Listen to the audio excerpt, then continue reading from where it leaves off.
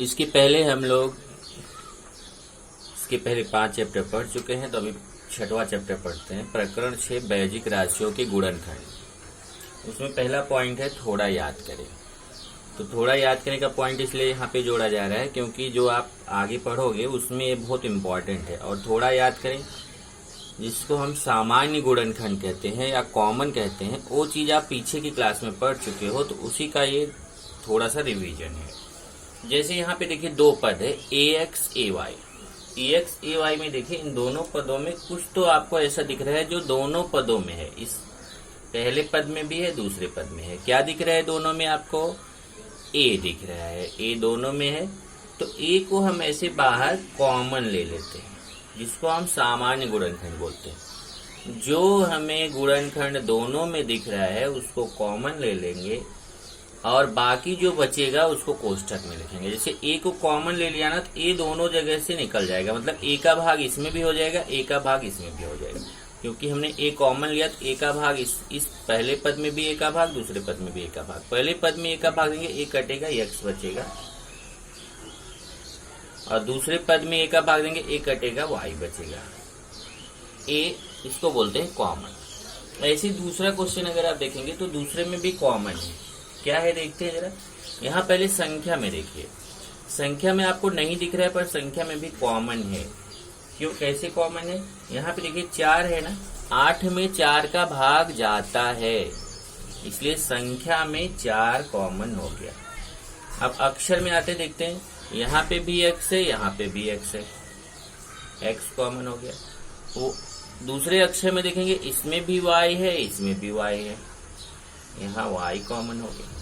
अब ये जो 4xy कॉमन हुआ, इसी का भाग इसमें भी देना, इसी का भाग इसमें भी देना। अब जैसे 4xy का भाग 4xy में देंगे, मैं यहाँ देके दिखाता हूँ। 4xy में ये देखिए 4xy में 4xy का भाग देना, ये 4 भी कट जाएगा, x भी कट जाएगा, y भी कट जाएगा, तो यहाँ कुछ नहीं बचा। तो भाग देने पे जब कोई चीज कटता है तो 1 बचता है। ध्यान रखिए, अगर भाग दे के कोई चीज काटी जाती है तो 1 बचता है। तो यहाँ पे काटने पे कितना आया? 1। तो इधर देखिए, ये 4xy का इस 4xy में भाग दिया तो कितना आया? 1। फिर प्लस अब 8xy स्क्वायर में 4xy का भाग देंगे, 8xy स्क्वायर में किसका भाग देंगे? 4xy का। अब देखिए कैसे आएगा। ये जैसे देखिए 8 है ना, 8 को मैं ऐसे 4 गुणे 2 लिख सकता हूँ, 8 को 4 गुणे 2 लिख सकता हूँ, गुणे x गुणे y स्क्वायर है ना, y का 2 बार गुणा।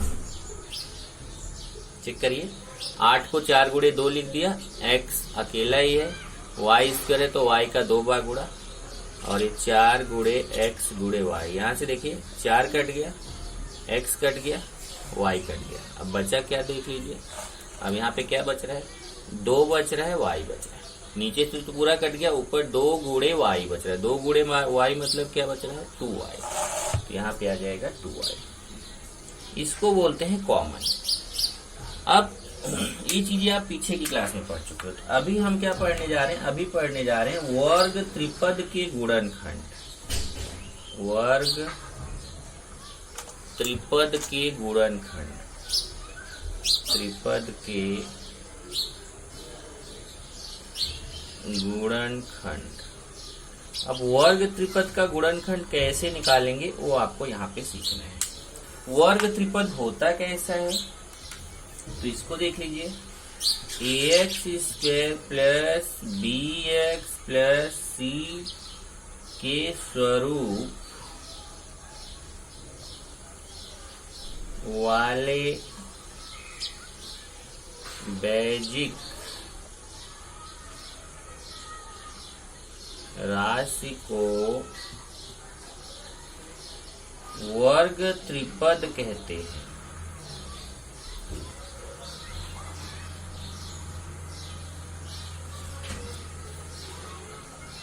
अब देखिए, अगर इस तरीके से कोई है ax square plus bx plus c, इस रूप में अगर कोई राशि है तो उसको बोलेंगे बैजिक राशि का वर्ग त्रिपद। ये बैजिक राशि है। बैजिक राशि क्यों बोला जाता है? क्योंकि यहाँ पे चरांक x है और ए बी सी अचरांक है।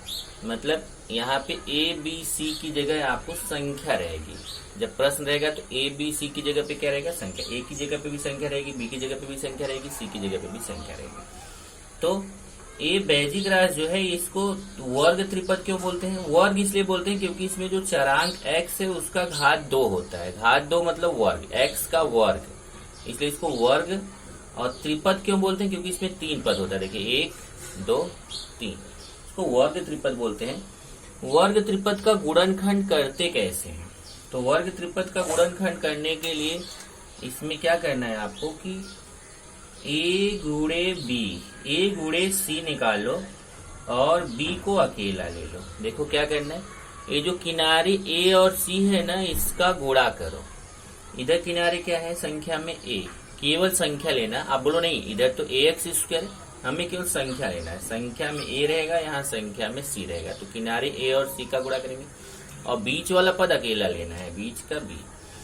इसका नियम क्या है वास्तव में? इसमें कुल 3 पद है। देखिए 1 2 3, तो इस 3 पद में झगड़ा होता है क्योंकि आपस में फिर समूह नहीं बन पाता। इसलिए क्या करता है, जो बीच वाला पद रहता है ना, बीच वाले पद के 2 भाग किए जाते हैं। तो बीच वाले पद का 2 भाग कैसे किया जाता है, अपने मन से कुछ भी नहीं कर देना, उसके लिए नियम है।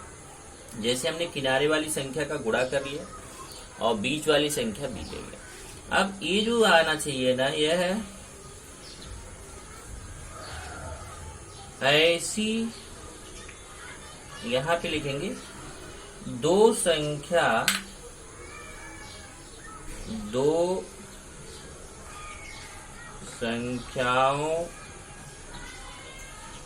का गुणा आना चाहिए।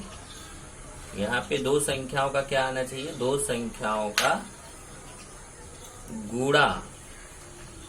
और ये वही 2 संख्याएं जो हैं, जो ऊपर वाली 2 संख्याएं हैं, वही 2 संख्याओं का जोड़ या घटाना आना चाहिए। जोड़ या घटाना आना चाहिए।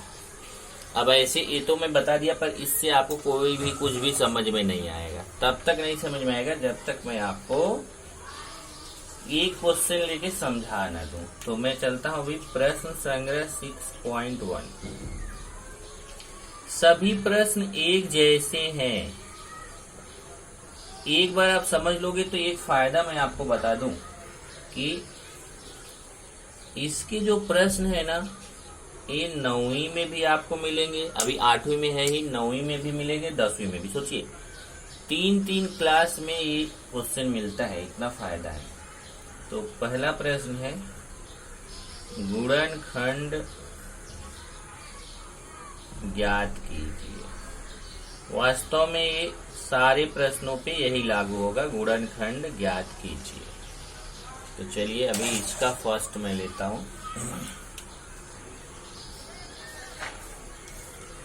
x² + 9x + 18, ये क्वेश्चन है। देखिए x² + 9x + 18, इसको करना क्या है? देखिए इसमें पहले देखेंगे क्या 3 पद है इसमें, चेक करिए जरा। 1 2 3 पद है। तो मैं क्या करूंगा, जो किनारे किनारे वाली संख्या रहेगी ना उसका यहाँ पे मैं गुणा करूंगा। ये देखिए मैं आपको दिखा रहा हूँ, किनारे किनारे वाली संख्या कौन है। यहाँ तो कोई संख्या नहीं दिख रही, x² केवल दिख रहा है। तो यहाँ x² के सामने 1 छिपा हुआ है। कौन छिपा हुआ है? 1।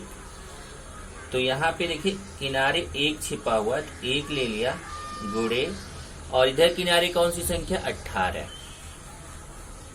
इधर देखिए x² के साथ गुणांक के रूप में a है, यहाँ x² के साथ गुणांक के रूप में कोई संख्या नहीं दिख रही है, तो 1 है। 1 गुणे, यहाँ c की जगह पे 18 है। तो देखो 1 गुणे c करना, मतलब 1 गुणे 18। 1 में 18 का गुणा करेंगे कितना आएगा? 18। अब इसी का हमें 2 पार्ट करना है। पहले बीच वाली संख्या देख लेते हैं। बीच वाली संख्या कितनी है? 9 है। देखिए इधर बीच में b था, x के सामने b था, यहाँ x के सामने 9 है, तो बीच वाली संख्या कितनी है? 9। अब 2 ऐसी संख्या खोजनी है। अब ये चीज अपने मन से आपको प्रैक्टिस के थ्रू आएगा। आप ऐसा 2 संख्या सोचो कि जब उसी का गुणा करें तो 18 आए, और उसी को चाहे जोड़ें चाहे घटाएं तो 9 आए। मतलब गुणा करने पे वो संख्या 18 आनी चाहिए, चाहे जोड़ के 9 आ जाए चाहे घटा के 9 आ जाए। तो जैसे यहाँ देखिए मैं आपको बता रहा हूँ 6 और 3, अगर आप 6 में 3 का गुणा करो तो 6 त्रिक 18, तो गुणा करके 18 आ रहा है। देखिए 6 में 3 का गुणा करो 6 त्रिक 18, और 6 में 3 जोड़ोगे तो कितना आएगा 9। तो मिल गया ना कि दो ऐसी संख्या गुणा करने पे 18, जोड़ने पे 9, 6 त्रिक 18, 6 3 9। तो मैं क्या करूंगा, अभी देखिए इधर जो किनारे वाला एक्स स्क्वायर है और ये 18 है, इसको ऐसे लिखना है। ये किनारे, क्योंकि हमें किसको तोड़ना है, हमें बीच वाले पद के दो भाग करने, किनारे वाले पद के दो भाग नहीं करने। तो किनारे वाला पद एक्स स्क्वायर वैसे ही लिखेंगे, 18 वैसे ही लिखेंगे। केवल जो बीच वाला पद 9x है ना, उसको हटाना है। उस 9x की जगह ये दो भाग करना है, 6 और 3। यहाँ जैसे 9x है तो 9x के दो भाग क्या हो जाएंगे, 6x 3x। यहाँ देखिए 6x धन 3x। चेक कर लीजिए, ये जो 9x था उस 9x को हटाना है। एक्स स्क्वायर अपनी जगह, 18 अपनी जगह, किनारे वाला एक्स स्क्वायर अपनी जगह, एक किनारे वाला 18 अपनी जगह। तो जो बीच वाला पद है उसको हटा के उसकी जगह दो भाग हो गया, 6x और 3x। देखिए 6x प्लस 3x। अब आप जोड़ के चेक भी कर सकते हैं, 6 प्लस प्लस जोड़ा जाता है, 6x में 3x जोड़ेंगे तो 9x। हमारा मान भी नहीं बदला और इसके दो भाग हो गए। अब इसमें 4 पद हो गए, 1 2 3 4। तो 2 को साथ में ले लीजिए, 2 को साथ में ले लीजिए। अब जब 2 को साथ में लेंगे तो यहाँ देखेंगे कॉमन, ये देखिए इन दोनों में कॉमन देखेंगे तो इसमें भी x है इसमें भी x है, तो x कॉमन हो जाएगा। x का भाग x स्क्वायर में देखेंगे, ये देखिए जो आप अभी कॉमन सिखाया ना ऊपर आपको कि इसमें भी x है, केवल ये दोनों पदों में, वो दोनों अलग है, ये दोनों पदों में कॉमन लेना। इन दोनों पदों में x कॉमन है तो x का भाग इसमें भी देंगे इसमें भी देंगे, दोनों में x का भाग इसमें देंगे तो x स्क्वायर है। इधर देखिए एक्स स्क्वायर में जब x का भाग दोगे तो एक्स स्क्वायर का मतलब x गुणे x होता है, एक x कट जाएगा एक x बच जाएगा। तो यहाँ पे भाग देने पे x बचेगा। और 6x है, इसमें भी x का भाग देंगे, देखिए 6x में भी x का भाग देंगे, x कट जाएगा, कितना आएगा 6 आएगा। तो यहाँ पे कितना आया 6। इसमें देखेंगे तो 3 है और 18 है, 18 में 3 का भाग जाता है तो यहाँ पे संख्या में 3 कॉमन हो गया। अब संख्या में 3 कॉमन लेंगे, 3 का भाग इसमें भी देंगे 3 का भाग इसमें भी, 3 का भाग 3x में भी देंगे 3 का भाग 18 में भी देंगे। चलिए मैं 3x में 3 का भाग देता हूँ, 3 3 कट गया, x बचा। और 18 में 3 का भाग दोगे तो 3 छक 18, 6 आएगा। अब ये कि हाँ मैं आपको ट्रिक बताता हूँ जो आप खुद ही क्वेश्चन करके समझ जाएंगे। इसमें कैसे रहता है ना कि जब आप सही काम करोगे ना तो ये दो कोष्ठक हमेशा समान ही आते हैं। ये दो, अगर ये कोष्ठक इस कोष्ठक में अलग आ रहा है, कोष्ठक में अलग, तो समझ जाओ आप कुछ गलती कर रहे हो ऊपर। और अगर ये दो समान आ गए तो इसको आपको कॉमन में केवल एक ही बार लिखना है, ऐसे इसको केवल एक ही बार लिखना है। क्योंकि ये 2 बार है तो कॉमन में उसको कितनी बार लिखेंगे, केवल एक बार लिखेंगे, x प्लस 6। और जब कॉमन में केवल एक बार लिखेंगे x प्लस 6, तो यहाँ देखिए x प्लस 6 कॉमन में एक बार लिखा, तो अगले ब्रैकेट में क्या बच रहा है उसको लिखेंगे। हम देखेंगे क्या बच रहा है। अब देखिए यहाँ से x प्लस 6 काट दिया तो क्या बचा, x प्लस 3। तो ऐसे ही आप देखो तो सभी क्वेश्चन है, ये एक प्रश्न हो गया, यही 3-3 लाइन सब में है। सारे प्रश्नों में आपको 3-3 लाइन करना है। चलिए आगे बढ़ता हूं मैं। अभी क्वेश्चन नंबर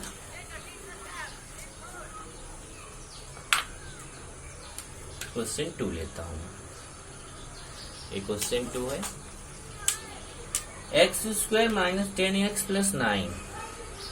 पहले क्वेश्चन को मैं रेड से ले लेता हूं जिससे समझ में आया कि क्वेश्चन किससे है। X square minus 10x plus 9, ये देखिए प्रश्न है। फिर से देखिए मैं वही काम आपको करके दिखाता हूँ। यहाँ पर ये आपका इधर 1 छिपा हुआ है किनारे और इधर 9 है, तो किनारे किनारे का गुणा करना, इधर 1 है इधर 9 है, तो 1 में 9 का गुणा कितना आएगा, 9 आएगा। इधर बीच वाली संख्या कितनी है, ऋण 10 है, तो इधर लेंगे ऋण 10। अब हमें दो ऐसी संख्या देखना है कि गुणा करने पर तो 10 आए, गुणा करने पर तो 9 आए, जोड़ने या घटाने पे 10 आए। मतलब गुणा करने पे 9 आना चाहिए, चाहे जोड़ के 10 आ जाए चाहे घटा के 10 आ जाए। तो देखिए 9 एक के 9, 9 में 1 का गुणा करोगे तो 9 एक के 9, और 9 में 1 जोड़ोगे तो 10। ये अपने मन से सोचना है इसको कि 9 में 9 कैसे है, समझे ना। इधर 1 में 9 का गुणा करेंगे 9, और इधर बीच वाला पद कितना है -10। तो दो ऐसी संख्या गुणा करने पे कितना आना चाहिए 9। तो 9 एक के 9, और जोड़ने या घटाने पे कितना चाहिए 10। तो जोड़ने पे आ रहा है 10, चाहे जोड़ के 10 आ जाए चाहे घटा के, यहाँ जोड़ के आ रहा है 9 और 1 जोड़ेंगे 10। लेकिन चिन्ह का एक चीज और सीखो यहाँ पे, जो मैं पहले क्वेश्चन में आपको नहीं बताया। चिन्ह कैसे लगाएंगे, ये जो 9 और 1 में बड़ी संख्या रहेगी ना, उसके सामने ये बीच वाला चिन्ह लगाने का। देखो बीच में कौन सा चिन्ह है माइनस, इन दोनों में देखो बड़ी संख्या कौन है 9 बड़ी है, तो उसके सामने बीच वाला चिन्ह लगा देंगे माइनस। और जो छोटी संख्या रहेगी ना, उसके सामने ये दोनों चिन्हों का गुणा करके लगाएंगे। और चिन्हों का गुणा मैंने आपको सिखाया है। तो बड़ी संख्या के सामने कौन सा चिन्ह लगाना है, ये बीच वाला चिन्ह माइनस। छोटी संख्या के सामने एक छोटी है, उसके सामने कौन सा चिन्ह लगाना है, माइनस और प्लस का गुणा। माइनस और प्लस का गुणा करेंगे तो क्या हो जाएगा माइनस। अब देखिए ये किनारे वाली संख्याएं वैसे ही लिखी जाएंगी। किनारे आपका x² है, x², और ये 9 है 9। ये देखिए ये दोनों किनारे x² और 9 वैसे लिखा जाएगा, केवल बीच वाला पद हटाना है। बीच वाले पद को हटा के ये जो दो भाग हुए हैं -9 और -1, इसको लिखना है। ये बीच वाला पद क्या है -10x, इसको हटा के -9x -1x, -9x -1x। वैसे 1 लिखा नहीं जाता, छिपा रहता है, लेकिन आपके समझने के लिए मैंने यहाँ पे लिख दिया है कि 10x की जगह क्या लिखेंगे -9x -1x। अब यहाँ पे देखेंगे तो 4 पद हो गए, 1 2 3 4। इसमें ये 2 को साथ में 2 को साथ में। यहाँ पे देखेंगे तो इन दोनों में x कॉमन है, x का भाग इसमें भी देंगे इसमें भी देंगे। x का भाग पहले पद में देंगे तो x बचेगा, और x का भाग 9x में देंगे तो x कट के 9 बचेगा। इन दोनों में आपको कुछ कॉमन नहीं दिख रहा है, लेकिन 1 का भाग 9 में जाता है तो 1 कॉमन हो गया। अब ये जो चिन्ह रहेगा वही चिन्ह यहाँ लेना, जैसे यहाँ माइनस रहेगा तो माइनस लेना है, यहाँ प्लस रहेगा तो प्लस लेना है। तो -1 कॉमन लगे तो -1 का भाग -1 में देंगे तो -1 कटेगा, x आएगा। और +9 में -1 का भाग मैं आपको देख के दिखा रहा हूँ। देखिए ये +9 है, इसमें -1 का भाग देंगे तो पहले प्लस और माइनस का भाग माइनस होगा, और 9 में 1 का भाग 9 होगा। इसका मतलब यहाँ -9 आ जाएगा। -9 कैसे आया समझाना कि ये -1 का भाग इधर इस -1x में भी देंगे, -1 का भाग 9 में भी देंगे, तो यहाँ देंगे तो ये -1 कट जाएगा, x आएगा। और यहाँ -1 का भाग देंगे तो -9 आएगा, क्योंकि प्लस और माइनस का भाग माइनस, 9 में का भाग 9। अब x -9 आ गया, इसको दोनों में ले लेंगे common.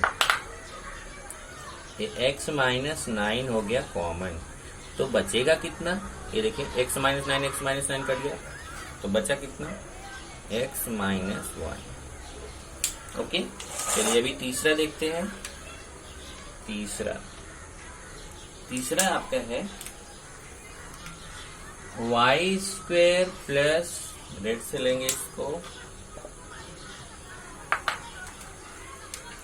y² plus 24y plus 144। चलिए अभी इसका गुणनखंड करेंगे तो कैसे, जरा देखिए। पहले क्या करेंगे, इधर 1 है इधर 144, इधर देखिए किनारे 1 है इधर 144 है, 1 में 144 का गुणा करेंगे। ध्यान से देख लो, इधर 1 छिपा हुआ है, y² के सामने 1 छिपा हुआ है, 1, और इधर किनारे 1 है इधर 144 है, गुणा करेंगे तो कितना आएगा 144। और इसके हमें 2 भाग करने हैं। बीच वाली संख्या ले लेंगे, बीच वाला पद कितना है 24, केवल संख्या लेना है। 2 ऐसी संख्या गुणा करने पर तो 144 आए, जोड़ने या घटाने पे 24 आए। तो देखिए 12 और 12 में 12 का गुणा करोगे 12 पर में 144 होगा, 12 में 12 जोड़ोगे 24 होगा।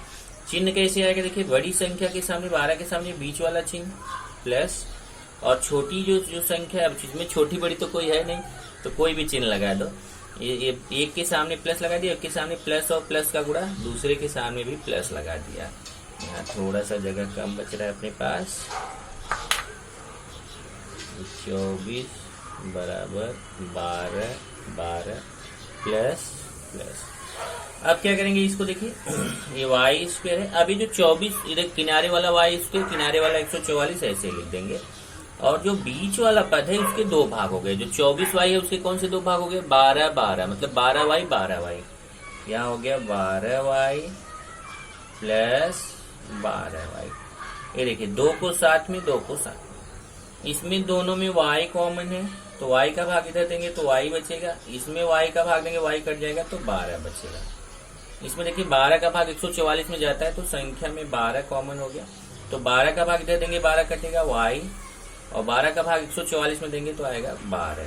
अब देखिए y प्लस 12 दोनों में है, ये कॉमन हो जाएगा तो ये y प्लस 12 कट गया, इधर बचेगा क्या? y plus 12।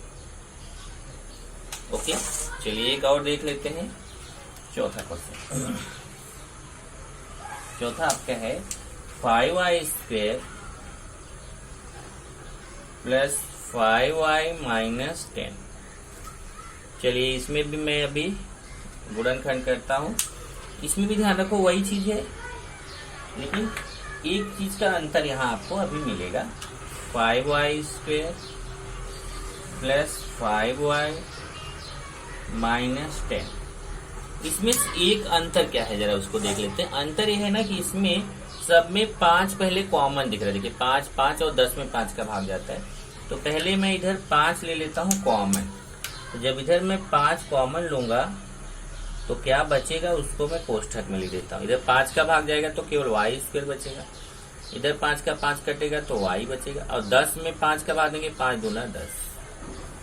अब हमें इसको ऐसे लिखते जाना है और अंदर हमको करना है गुणनखंड। इधर देखिए यहाँ 1 है, इधर ऋण 2 है। 1 में ऋण 2 का गुणा करेंगे, 1 में माइनस 2 का गुणा करेंगे तो माइनस 2 आएगा, और बीच में यहाँ कौन सी संख्या छिपी हुई है? 1 छिपी हुई है, तो यहाँ पे हो गया देखिए 1। 2 ऐसी संख्या गुणा करने पर तो 2 आए, जोड़ने या घटाने पे 1 आए।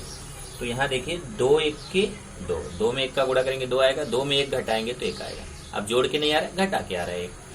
2 1 के 2, 2 में 1 घटाए। बड़ी संख्या 2 के सामने कौन सा चिन्ह लगाएंगे? ये बीच वाला चिन्ह। बीच वाला चिन्ह क्या है? प्लस। और छोटी संख्या 1 के सामने कौन सा चिन्ह लगाएंगे? दोनों चिन्हों का गुणा करके लगाएंगे, प्लस और माइनस का गुणा करेंगे। प्लस और माइनस का गुणा कितना आएगा? माइनस। अब ये किनारे वाला पद y स्क्वायर और -2 अपने आप वैसे लिखेंगे, केवल जो बीच वाला पद 1y है उस 1y को हटा के वहां 2y ऋण 1y ऐसा लिखेंगे, धन 2y ऋण 1y। अब देखिए 4 पद हो गया, 2 2 को साथ में लिया, यहाँ 5 ऐसे ही रहने दीजिए। यहाँ देखिए इसमें y कॉमन ले लेंगे, y कॉमन लेंगे तो y का भाग इधर भी, यहाँ y का भाग देंगे तो y आएगा, और इसमें y का भाग देंगे तो 2 आएगा। यहाँ दोनों में देखेंगे तो कुछ भी कॉमन नहीं है, तो एक कॉमन है, क्योंकि 1 का भाग 2 में जाता है तो ऋण 1 कॉमन हो गया। ऋण 1 का भाग यहाँ ऋण 1 में देंगे तो y आएगा, और ऋण 2 में ऋण 1 का भाग देंगे। यहाँ जरा समझना, ऋण 2 में जब ऋण 1 का भाग दोगे तो ऋण ऋण का भाग धन, 2 में 1 का भाग 2। ये देखिए y प्लस 2 दोनों में आ रहा है, तो ये y प्लस 2 दोनों में है, तो इसको मैं कॉमन ले लूंगा। तो बचेगा क्या? ये y प्लस 2 कट गया, तो यहाँ y -1 बचा। ये हो जाएगा गुणनखंड।